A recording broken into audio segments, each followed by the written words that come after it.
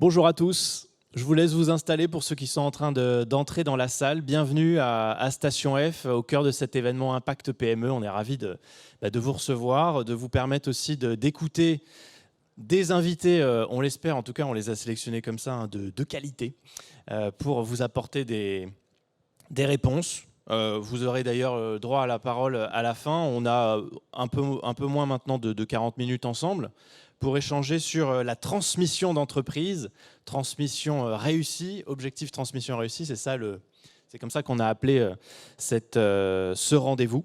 Il y a beaucoup de choses derrière le mot de transmission. Alors il y a la passation, mais pas que. Il y a aussi transmettre des connaissances, des compétences. Et c'est de ça dont on va parler avec tous nos invités.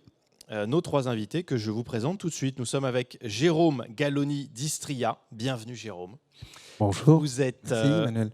Vous êtes expert transmission d'entreprise Île-de-France chez AG2R La Mondiale. Oui. Donc vous êtes celui qu'il nous fallait pour échanger sur ce sujet. On est aussi avec Emmanuel Coardi, président de la CPME Hauts-de-France. Bonjour. Bonjour Emmanuel, bienvenue. Et on est avec bien sûr un patron, un chef d'entreprise jeune. Quel âge vous avez Hugo ? 23 ans. 23 ans et vous êtes déjà à la tête d'une entreprise familiale, donc. Exactement. C'est souvent ça, hein, quand on est un jeune patron, c'est parce que le père, la mère, l'oncle... pas forcément, beaucoup pas de talent. forcément, mais ça arrive et vous en Ça êtes arrive. la preuve. Vous êtes donc le président du groupe éponyme qui porte votre nom, le groupe Brandisi, PME spécialiste du génie civil et de la promotion immobilière en Corse. C'est ça. 350 collaborateurs aujourd'hui. Exactement. Donc c'est un témoignage très intéressant, une belle illustration aussi de notre sujet.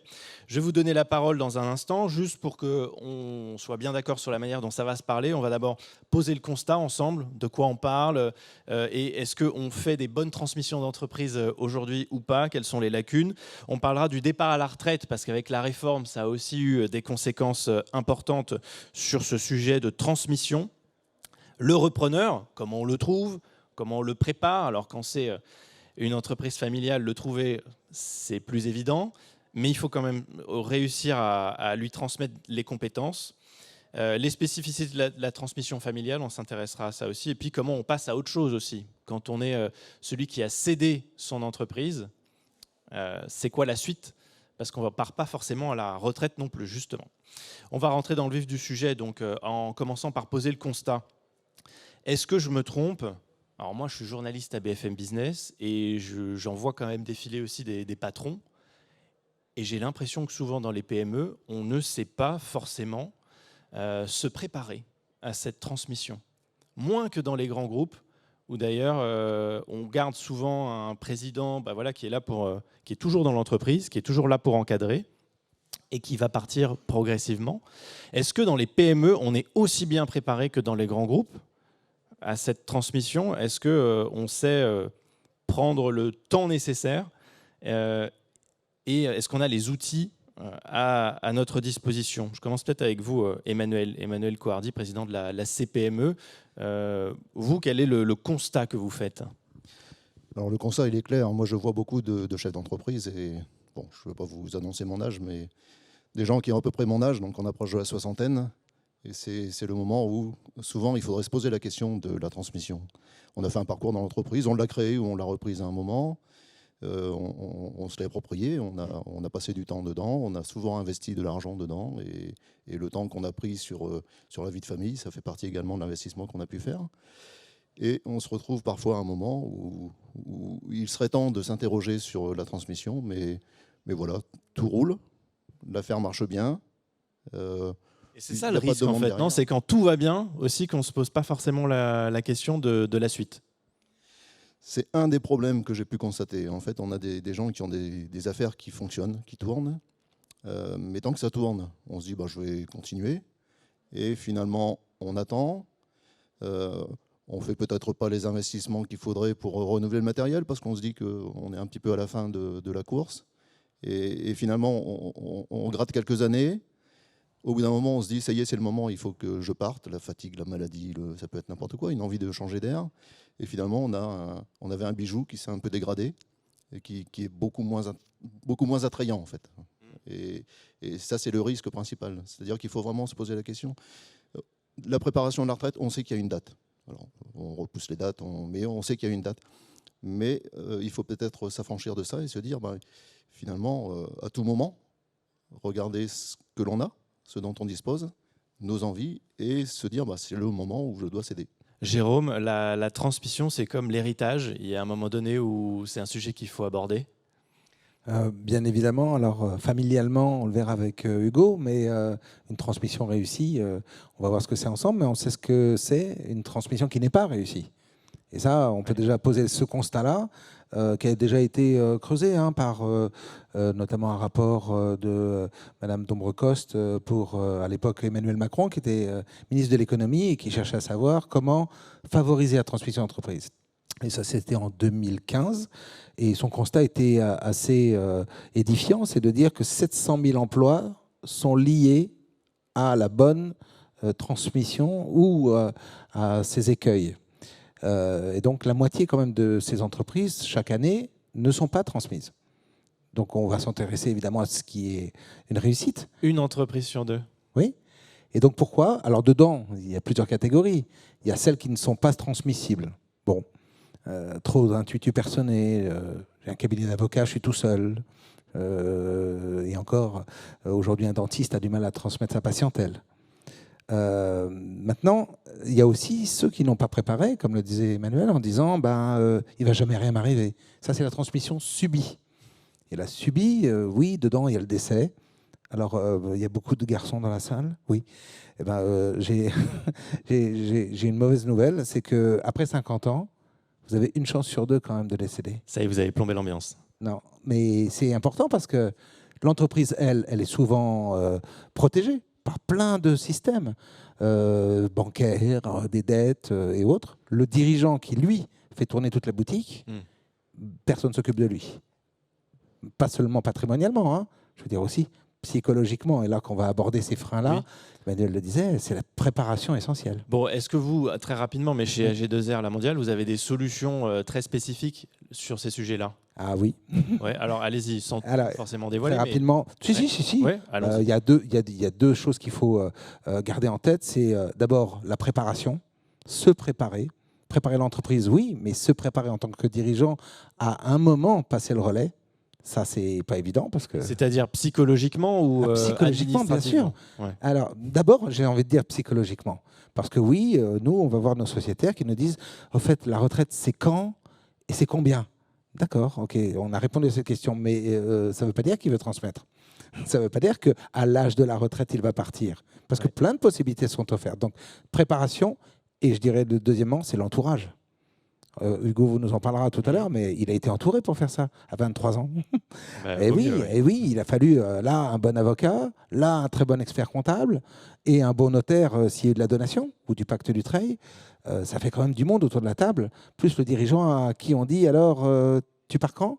Comment ça... Bon, là, voilà. Et la mort sociale, c'est quelque chose qu'il faut quand même évoquer sans tabou avec le dirigeant s'il a prévu la vie d'après.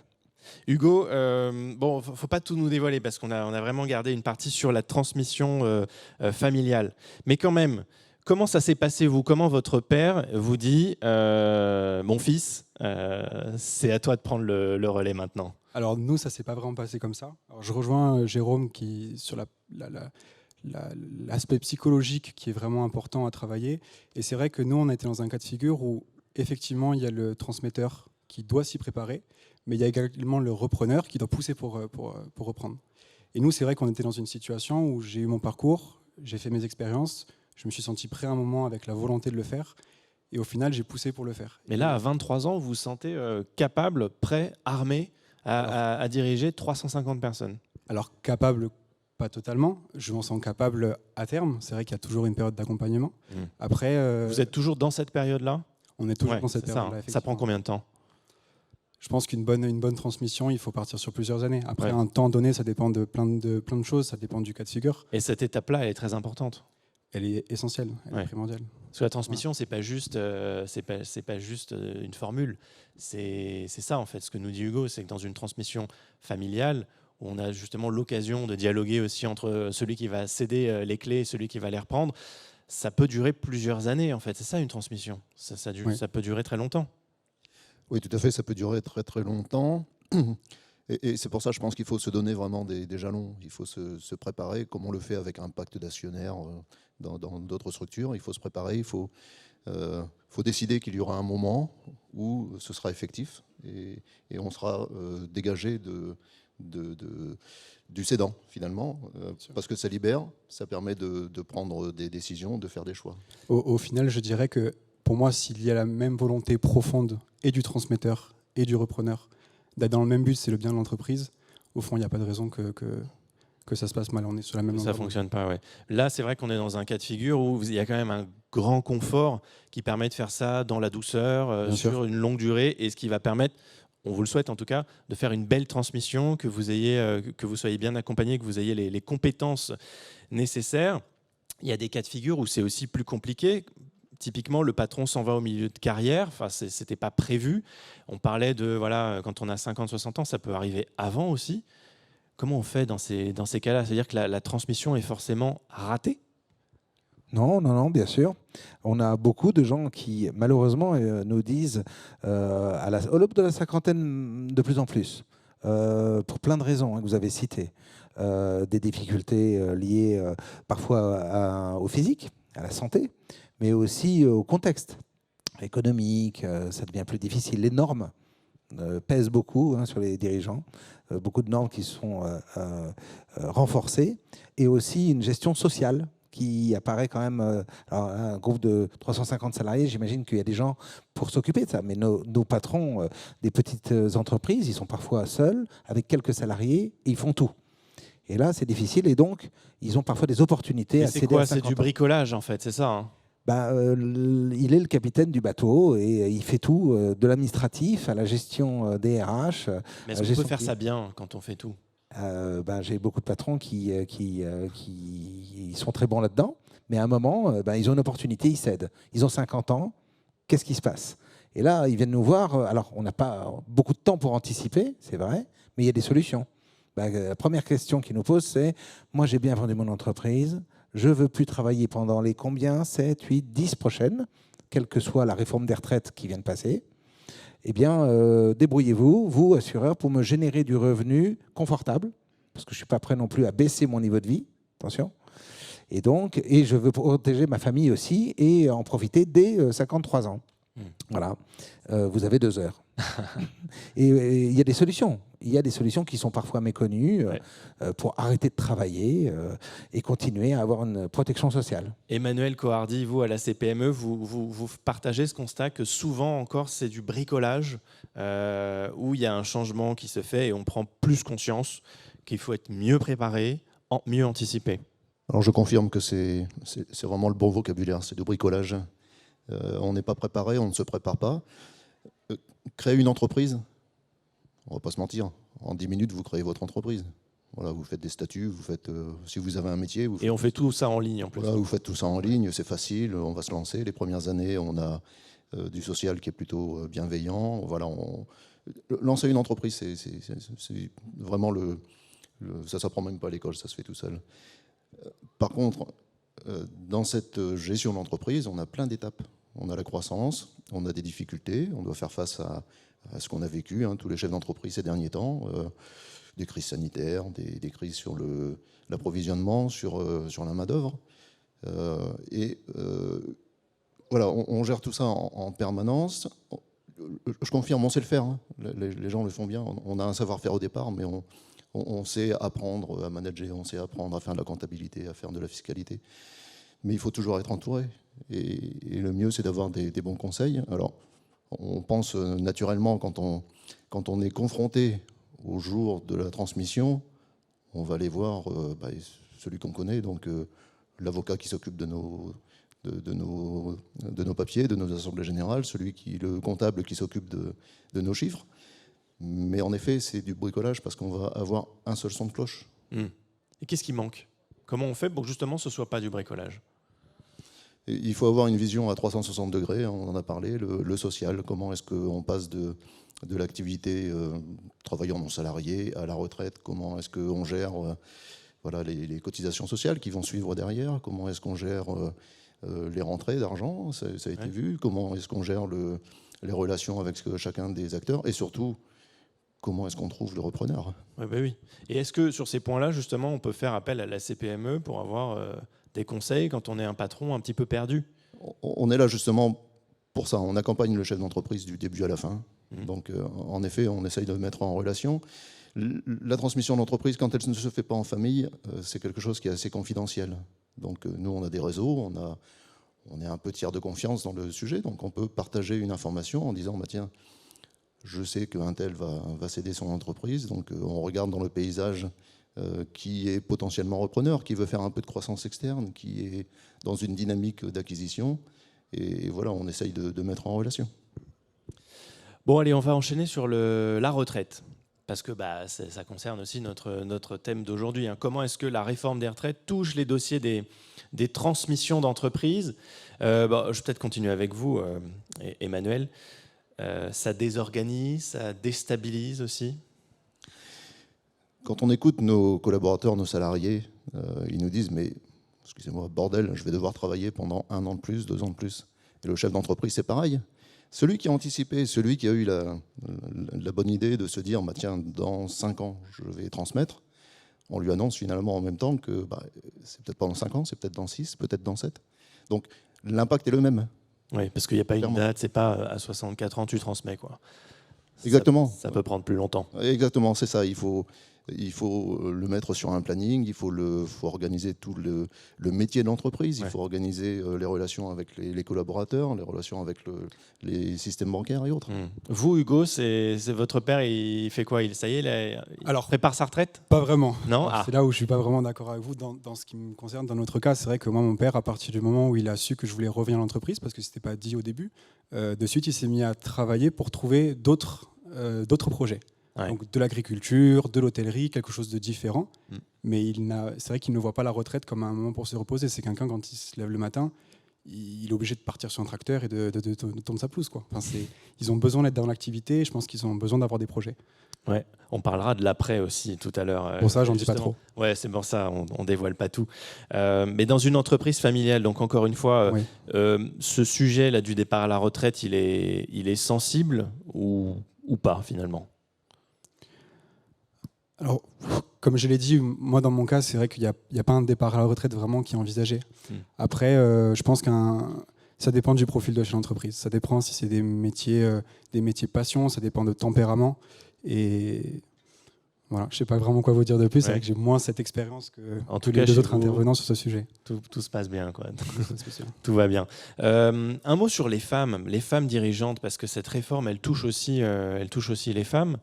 Jérôme Galloni-Distria, comment est-ce qu'on appréhende cette réforme aussi quand on est une patronne? Alors, on a 2 types de femmes, celles qui sont des patronnes et celles qui sont des épouses de patrons. Oui. Aussi. Elles sont concernées par la transmission. Parce que on va regarder des fois le niveau au niveau civil. Je suis marié comment? Ça fait 30 ans qu'on est mariés ensemble. Est-ce qu'on a regardé l'évolution de notre contrat de mariage? Non. Souvent, on a dit séparation, c'est bien. Mais on va partir peut-être à la retraite. Est-ce qu'il n'est pas le moment de se poser la question de changer ça? Voilà. On parle du civil, là, du droit civil. Donc oui, vous parliez des femmes patronnes. Ben oui, elles sont concernées par cette réforme, comme tout le monde. Hein. Pour tous ceux qui sont nés après le 1er septembre 61, on va travailler un peu plus. Parfois, les trimestres qu'elles ont eus de majoration pour les enfants élevés seront inopérants parce que l'âge légal, lui, a été repoussé. Et si vous repartez avec plus de trimestres, est-ce que ça vous fait plus de retraite? Non. Voilà, c'est l'âge légal qui a été repoussé. Avant, elles avaient potentiellement des départs à 62 ans. Et j'aimerais faire juste un petit focus sur la retraite. Vous parlez de partir à la retraite, et Hugo en parlait pour son père. Dans ma bouche, retraite ne veut pas dire se retirer, comme en France. Ça veut dire percevoir, toucher. Et là, ce n'est pas pareil. Oui. Parce qu'on peut percevoir sa retraite et continuer à travailler. D'accord? Ça s'appelle le cumul emploi-retraite, vous me direz. Oui, d'accord. Et la retraite progressive. qui est un autre dispositif, où j'en liquide une partie. Donc tout ça, l'ingénierie sociale va permettre aux dirigeants de lever le pied et de libérer de la charge potentielle pour pouvoir permettre à Hugo, si votre père n'a pas encore l'âge légal, il pourrait liquider une partie de sa retraite et ses charges sociales seraient ainsi serviraient à reprendre l'entreprise pour Hugo. Mais les femmes, évidemment, sont impactées grandement et oui, il faut faire un bilan et tous les 5 ans, on reçoit tous dans cette salle un relevé de carrière automatisé. Quand on a 50, 55, c'est le bon moment, 55 je pense, 60, et on regarde le nombre de trimestres qu'on a. Alors, il n'y a pas d'explication forcément. Il faut se rapprocher d'un analyste, il faut faire une analyse. Et là, il faut se rapprocher de quelqu'un comme nous. Oui. On va vous expliquer, évidemment, les trimestres. Je vous rappelle quand même qu'un relevé de carrière sur 4 comporte des erreurs. Donc, et on s'en rend compte trop tard, non ? C'est pas facile d'aller... Alors, à 55 ans, c'est trop jeune, mais pour les hommes, par exemple, les services militaires est fréquemment omis, et voir les stages qu'on a fait en entreprise. Alors, on parle de quelques trimestres, mais quand vous voyez le prix auquel on vous revend le trimestre, quand il vous en manque, aux alentours de 4 500, 5 000 euros, ça vaut le coup d'aller faire la chasse quand même aux fiches de paye, sans se retrouver dans le film de Depardieu et Mammouth, où on va évidemment retracer sa carrière, et il faut le faire plutôt à l'aube de la cinquantaine, c'est bien, et d'avoir un suivi. Donc voilà. On fait ça avec vous, par exemple. Par exemple, ouais, très bien, oui. Ça prend combien de temps ? Parce que les patrons, ils n'ont pas le temps. Non, ça prend en 1 heure. Non. On peut le faire en 1 heure. En 1 heure, on fait ça aussi par Internet. Mais on fait quoi ? Il faut venir avec tous les documents et... Non, même pas. On vous voit une fois avec rien et c'est bon. Oui. En 1 heure, je vous fais votre relevé de carrière et je vous dis le quand et le combien. Après, ça va ouvrir d'autres pistes qui, elles, vont prendre plus de temps. C'est-à-dire, oui, mais j'ai pas mon but à moi, c'est pas de partir à ce moment-là. Ma femme, elle a 5 ans de moins. Et là, on rentre dans d'autres sujets de liquidation des droits à la retraite, qui sont des droits, je vous le rappelle, que si vous ne venez pas les demander, personne ne viendra vous les donner. C'est sûr. Ah non, c'est pas sûr. Il y a des droits comme ça qui sont automatisés en France. Ceux-là ne le sont pas. Ouais. Donc, il faut être très vigilant. Oui, et faire un audit social à 55 ans s'impose. Oui, et patrimonial. Bon, voilà, c'est dit. Emmanuel Coardi, est-ce que vous, le sujet des femmes dont on parlait, c'est aussi un sujet qu'on vous fait remonter ? Est-ce que vous avez la sensation que c'est une préoccupation aujourd'hui ? Alors la CPME, dans toute la France, on a monté des clubs entrepreneuriat au féminin.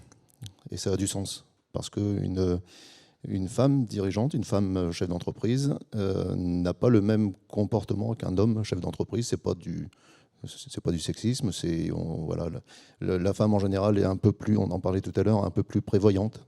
Voilà, c'est dans la nature de la femme de pouvoir se projeter. Alors, il y a moins de problèmes de transmission chez les patronnes que chez les patrons ?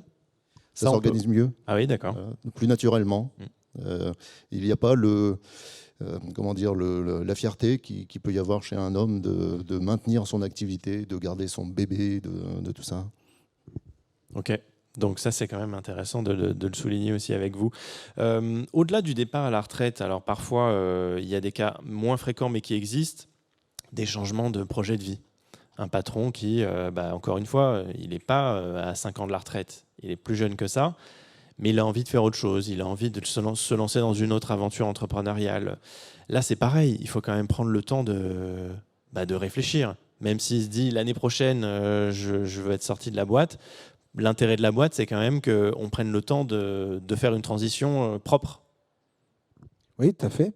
Et donc, la plus grande difficulté, vous l'avez très bien noté, elle n'est pas technique, elle n'est pas fiscale, elle est pour autant principalement psychologique. Et de faire, je dirais, accoucher quelque part le dirigeant de son projet de vie sur la vie d'après. Alors là, on peut se dire, mais oui, mais c'est pas à mon avocat que je vais parler comme ça, c'est pas à mon expert comptable, et vous, l'assureur, pourquoi vous venez me poser ces questions ? Il parle à qui alors ? Nous, on essaie de leur dire qu'ils peuvent nous parler quand même. Pourquoi ? Parce qu'on est l'assureur de la création à la transmission, et j'ai envie de dire, et même après. Parce qu'on va servir des retraites, mais pas que. Parce qu'on va organiser les flux de revenus. Et on va pouvoir aussi les assurer. Ça parle quand même beaucoup plus aux dirigeants. Même s'il est plus dirigeant d'après, et de faire jour à ses projets d'avenir, qu'ils soient à 55 ans ou à 42, ou même si Hugo, demain, dans 10 ans, dit à son père, bah, j'écoute, j'ai fait une belle partie de ma carrière dans le groupe, mais maintenant j'ai envie de voler mes propres ailes. Eh ben, il va peut-être anticiper ça pour créer peut-être des structures et y apporter aussi en amont des capitaux qui lui auront été donnés. Et là, ça sera beaucoup, mais beaucoup plus efficace que s'il ne l'a pas fait. Emmanuel, il y a le changement de carrière, mais il y a aussi congé sabbatique. J'imagine que ça doit exister aussi chez les patrons. Il n'y a pas de raison qu'il n'y ait que les salariés qui décident de s'arrêter peut-être pendant un an. Ça existe ? Oui, ça existe. On a vu avec les derniers événements, les dernières années, hein, que des gens se reposaient la question, comme tout le monde, comme les hommes et les femmes qui sont en emploi Parce qu'il y a salarié. une fatigue aussi. Voilà, ils se sont dit, mais finalement, qu'est-ce que j'aime faire ? Qu'est-ce qui me plaît dans la vie ? Est-ce que ça me plaît d'être voilà, dans mon activité que j'ai réussi à construire, même si elle est viable, qu'elle est rentable ?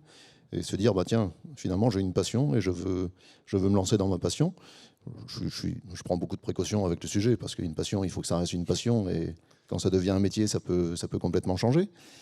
Et on ne devient pas footballeur quand on a 45 ans, j'imagine. Donc, non, voilà.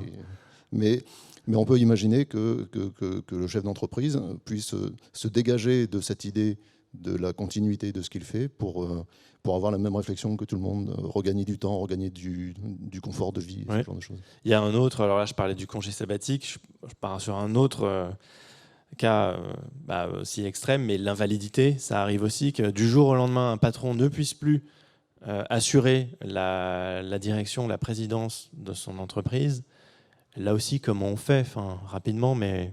Il y a des outils. Oui. Et vous allez me dire, oui, mais vous, les assureurs, vous allez me parler de garantie d'assurance. Non pas. On va passer par le droit civil. Et le droit civil, vous savez qu'il tient le fiscal en l'état. Donc, il est très puissant. Et depuis 2008, il y a des mandats, par exemple, qui s'appellent des mandats de protection future. J'ai peur de plus pouvoir décider, donner mon consentement à l'Assemblée. Qui va décider pour moi ? Je vais l'écrire d'abord. Ça se fait auprès d'un notaire.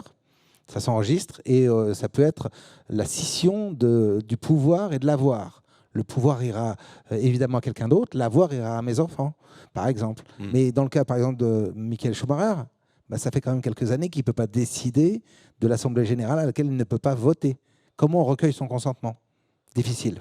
Donc un mandat de protection future et couplé à un mandat à effet posthume, ça c'est s'il m'arrive quelque chose de plus grave. Si je venais à décéder hier, qui prendrait les rênes de l'entreprise ?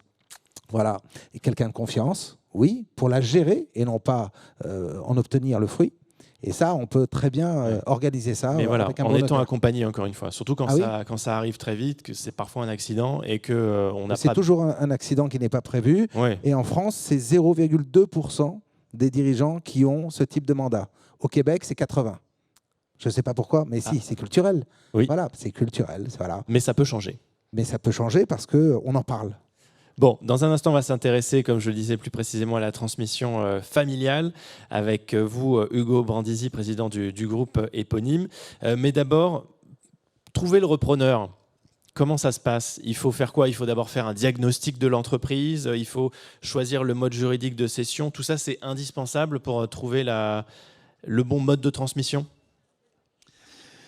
Alors, Emmanuel. Dans une TPE, en général, le chef d'entreprise, c'est celui qui a créé parce qu'il avait un savoir-faire, je le disais tout à l'heure. Donc, un boucher va créer son affaire, il va embaucher, il va faire fructifier, il va avoir peut-être 1 ou 2 magasins et il va avoir surtout des gens qui vont l'accompagner, des apprentis notamment. Et le premier réflexe à avoir quand on est dans cette phase où on va transmettre, c'est d'abord d'interroger les gens avec qui on travaille. Ben oui. Et c'est ce qu'on ne fait pas assez. Tout à fait. On a toujours ce principe de confidentialité et se dire mais si j'en parle, on va me juger, on va me proposer tout et n'importe quoi. Et donc, il y a une timidité à en parler. Mais... Parce qu'on peut avoir autour de nous quelqu'un de très compétent qui est dans l'entreprise depuis déjà quelques années et qui a envie de reprendre le flambeau. Alors, on peut avoir quelqu'un de très compétent dans le métier que l'on pratique. Et c'est justement, il faut le préparer pour préparer la personne qui serait susceptible de reprendre à tout ce qu'il y a à côté. Dans un métier, on a le métier en soi, donc oui, un boucher, un carreleur, on a le métier, la connaissance, le savoir-faire, mais il y a toute la partie management. 350 bonhommes, ça ne s'improvise pas.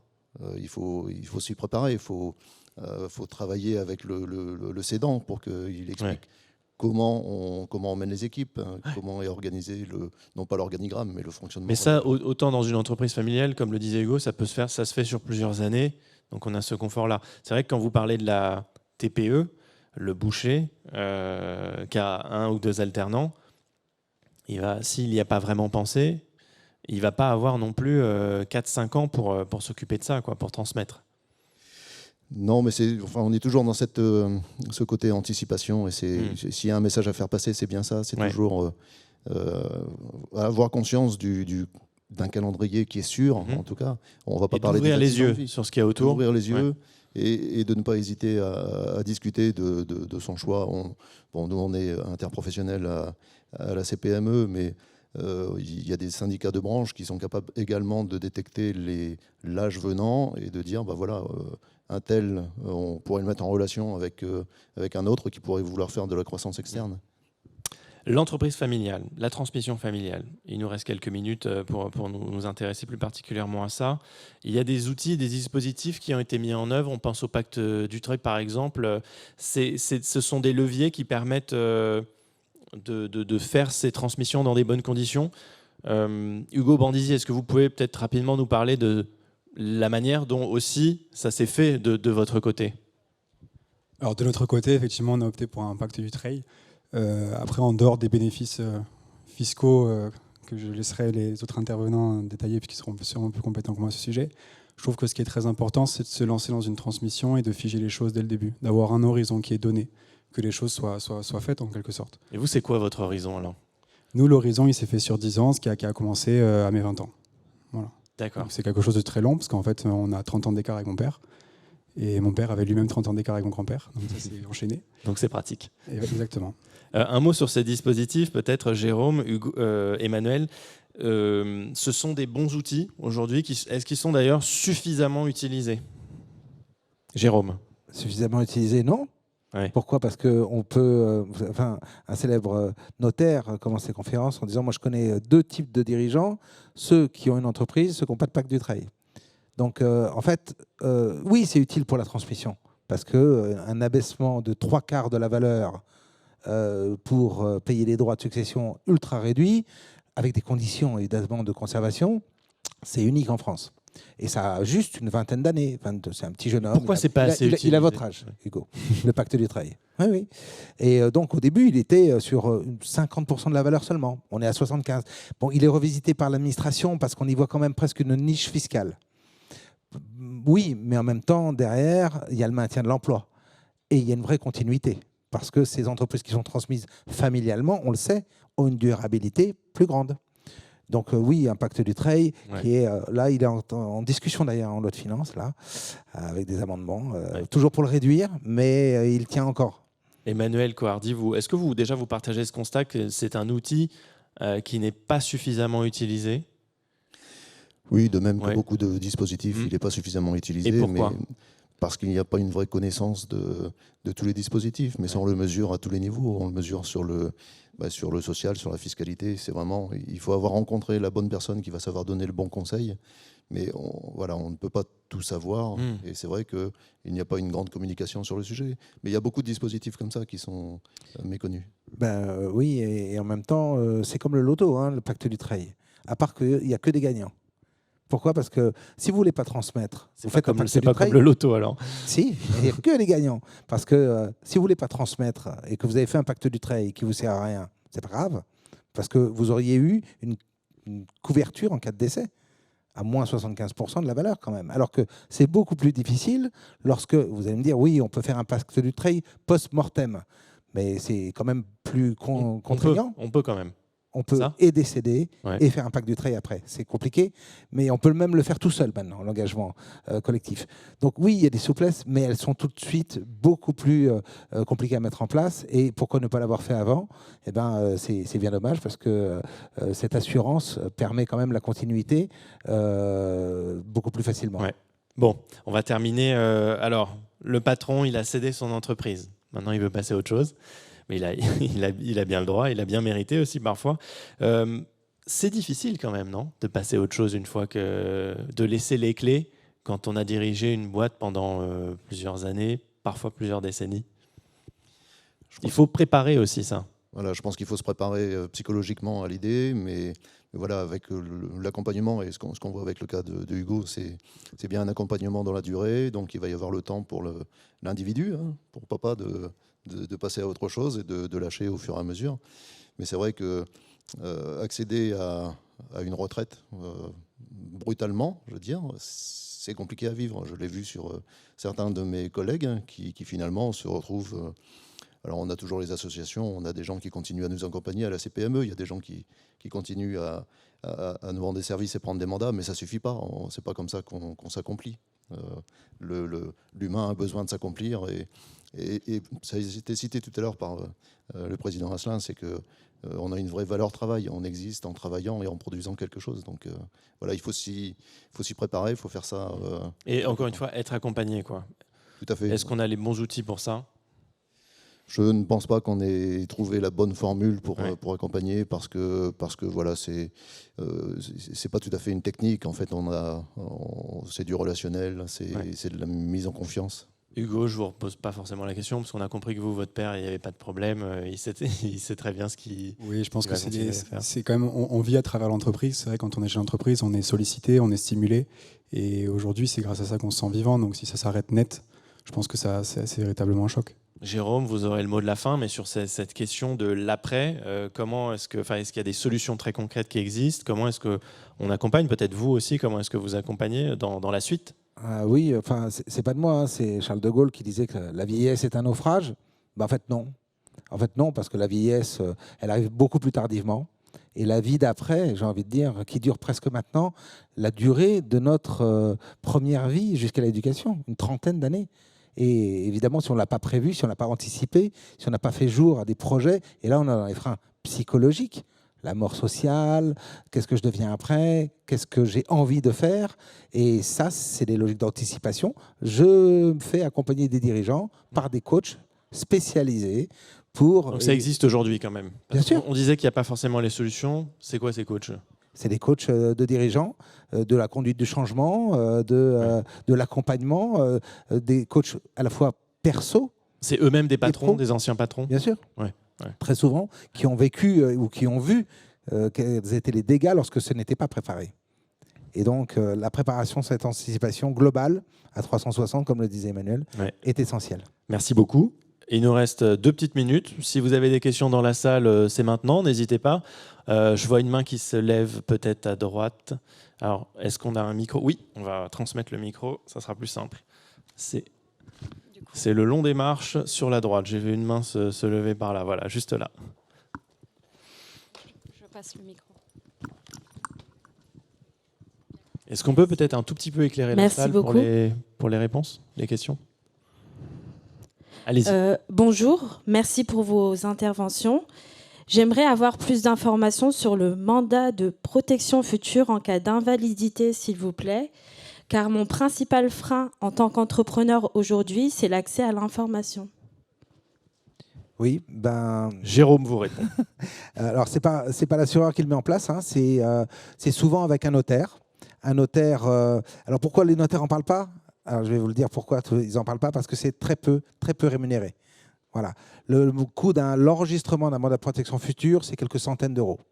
D'accord ? Le travail, en revanche, lui, il peut, selon votre cas, parce que vous allez y lister peut-être beaucoup de choses ou pas. D'ailleurs, ça peut prendre plusieurs journées. Et donc, certains notaires travaillent au forfait, mais il y a également des solutions développées dans l'intelligence artificielle à ce niveau, qui viennent aider les notaires et les avocats sur la rédaction, qui ensuite est relue par le professionnel et ensuite enregistrée. Donc, notaire ou avocat d'affaires.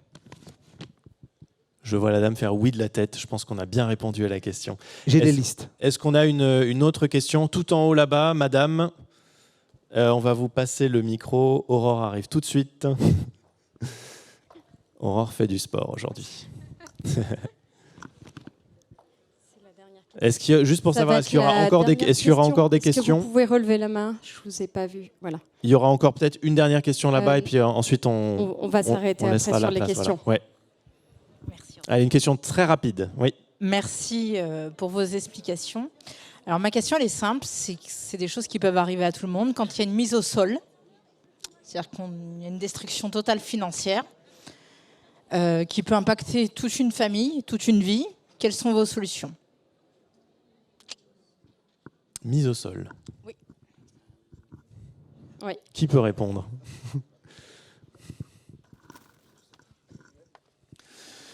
Alors, on a un écosystème qui est plutôt bienveillant et en général, on a tous les acteurs qui peuvent se réunir pour apporter un accompagnement sur ce genre de situation. Il faut vraiment se rapprocher des réseaux. Alors, ça peut être aujourd'hui la CPME, ça peut être les réseaux consulaires ou une branche professionnelle.